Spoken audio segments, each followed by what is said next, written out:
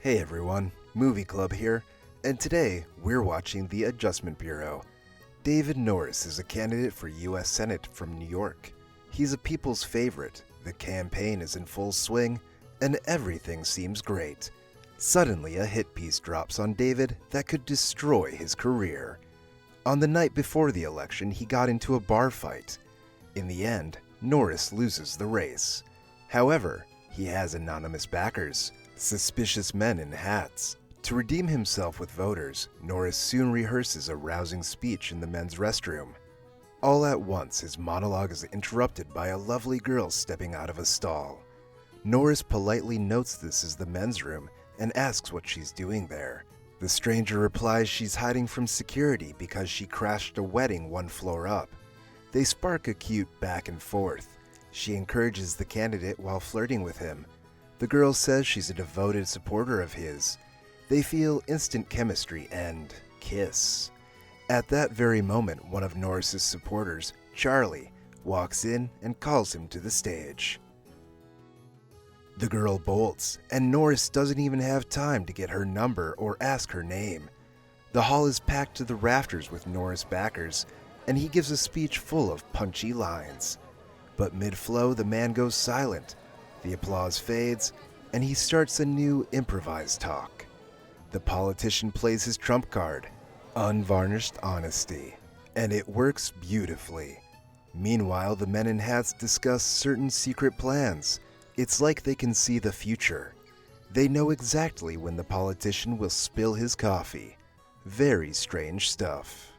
The next morning, Norris happens to spot yesterday's girl on a bus.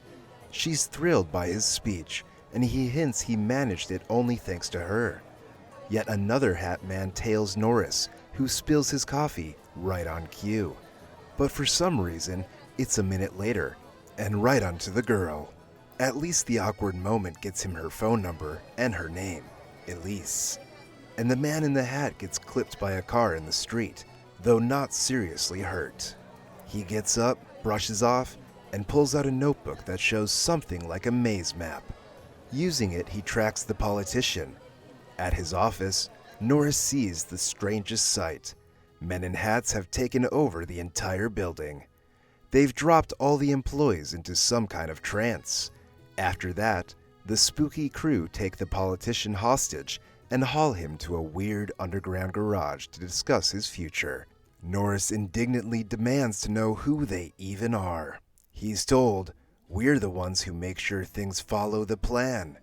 Norris tries to run, thinking he's fallen into the clutches of a crazy cult, but the men stop him. One explains that his life needs a correction because he veered off the plan by running into Elise again.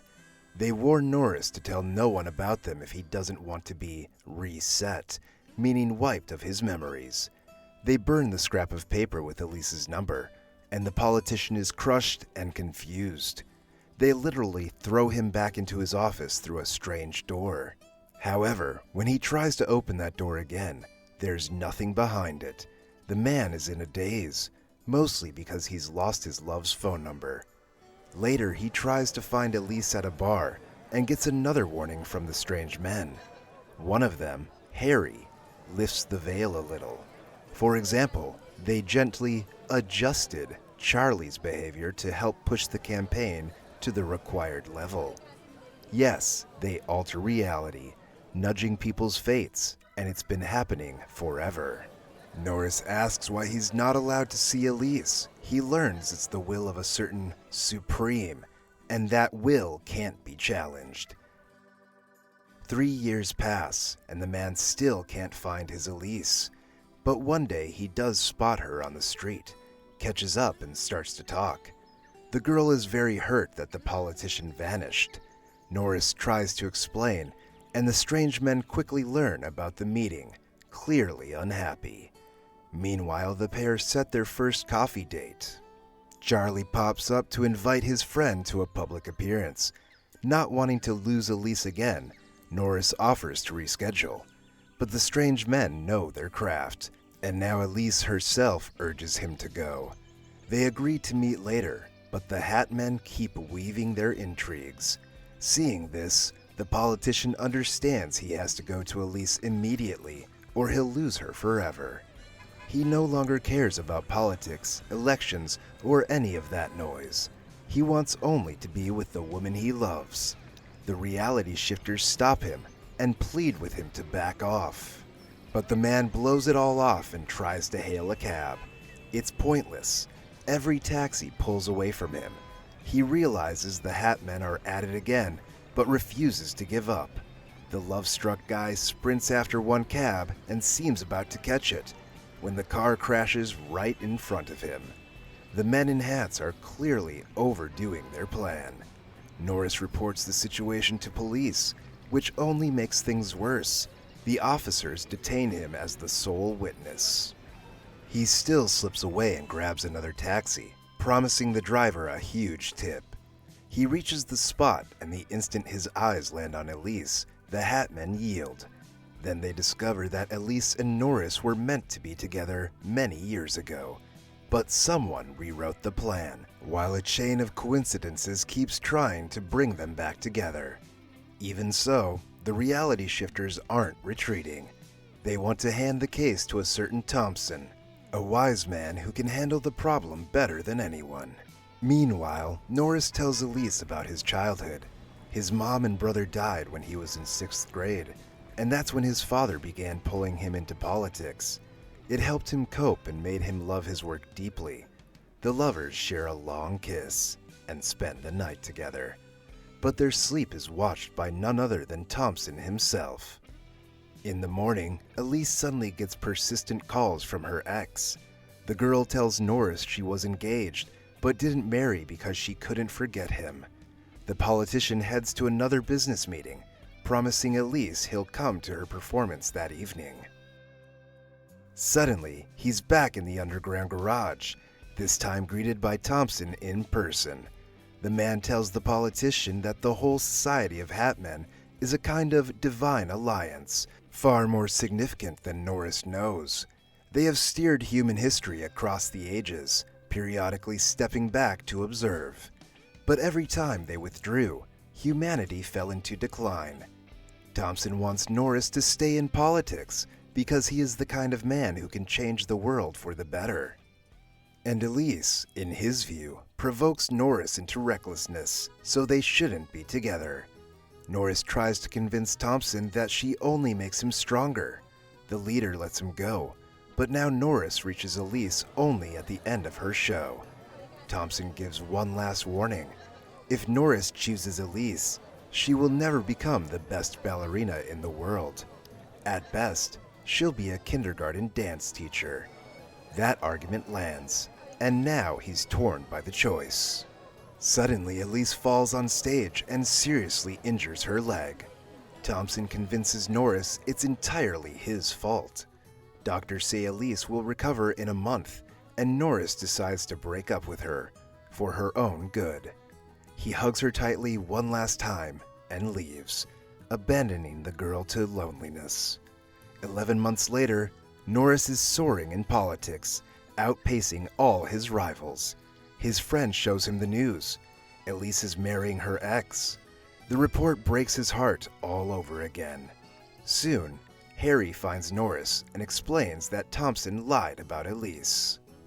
The point is, she fills Norris's inner void, and he must be filled only with politics, since that's the most important thing he can give the world. His father and brother could have achieved a lot, but their lives weren't part of the plan.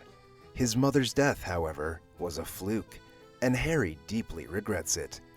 It seems Harry is the only empathetic one among them. Norris notices his political rise really is astonishing, but he still can't stop thinking about Elise. Norris asks Harry to help him win Elise back, so Harry teaches him how to move through doors. He explains the best way to reach Elise that way, so it's harder to spot and catch him. And he reveals the secret of the hats. They alone let you travel via hidden doors.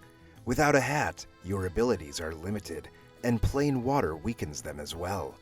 The wedding is minutes away, so Norris launches his plan. It's raining outside, masking his position. The Hat Men sense something's wrong and set out after him, but Norris reaches Elise first.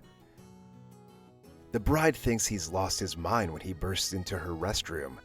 He says she must not marry today and that he is her destiny. But the girl is furious at him and won't hear a word. As his explanation, Norris shows her one of the Hatmen's books with a sketched life route. He tells her about the preordained path, says he's facing reset now, and they have to run. Elise is in total shock, but she still loves Norris with a staggering force, so she runs with him through doors, away from the Hatmen. The man urges her to step with him through the next door and be together, even though he has no clue what lies behind it. That uncertainty doesn't scare Elise. Together, they open a door and find themselves in the Hatmen's headquarters, a vast building of many stories and halls. Fleeing, they reach the roof, where guards surround them on all sides. When they realize they can't run any farther, they surrender to their feelings and sink into a long kiss of love. That's what saves them. The guards vanish like a dream, and moments later, Thompson and Harry appear. Thompson leans on Norris, but Harry quickly diffuses it, handing over an envelope from the chairman. After reading the message, Thompson falls silent. Only one last phrase leaves his lips. "I understand." Harry explains that above Thompson stands the chairman. Seeing what risks Norris and Elise took to be together, he chose to rewrite their fate and let them have it. Harry hints that who the chairman truly is, that's real love, which is stronger than anything in this world. That's where the movie ends. Thanks to everyone who watched this video to the very end. Please hit the like button on this video, drop a comment with your thoughts on the film, and I'll see you in the next uploads.